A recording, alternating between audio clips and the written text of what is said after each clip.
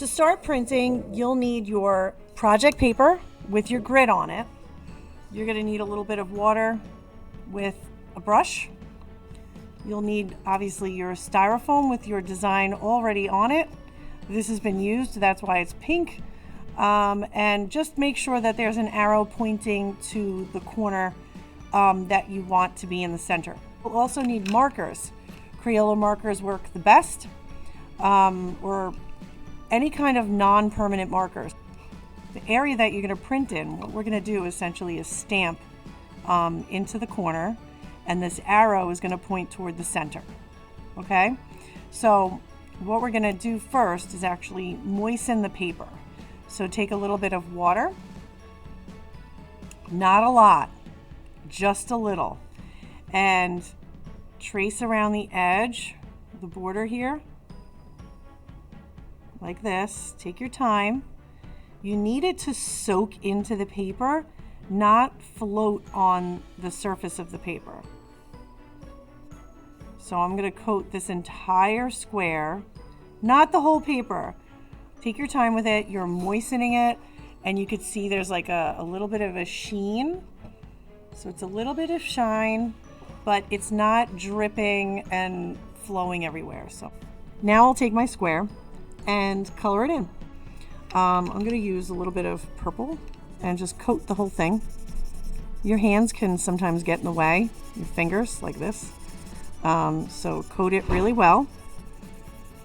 And you want to work a little quickly, actually.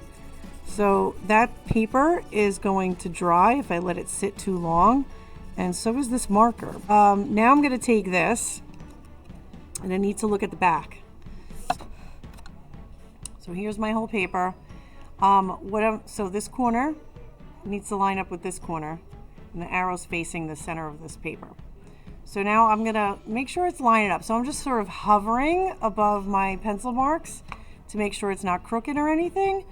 It may not fit all the way to the edge, so things are cut, materials are cut, and sometimes it's not perfect.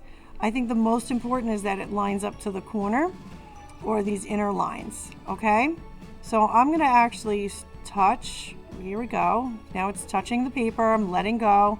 I'm just holding down the corner and then push it down. So you can see it's like a little bit off over here. Push it down and rub, but without moving it or shifting it. So I'm putting a lot of pressure on the back here, and now it's actually printing. There's no puddles, I hope. And then we see what we get. We really hope for the best here. Ooh, there we go. So that was actually purple and the pink together. So I'm gonna have to repeat that. I think I'm gonna do two of the same going opposite. All right, and it is actually good that you print diagonally, only because if I print right next to this one that's still wet, I could harm it, especially if the water kind of goes around. So now let's do a second one.